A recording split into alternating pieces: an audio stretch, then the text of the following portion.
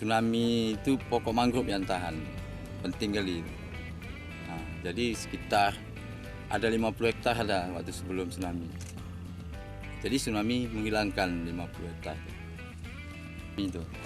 Nah, jadi supaya kuat tambak, mencegah angin, banyak macam. Itu penting untuk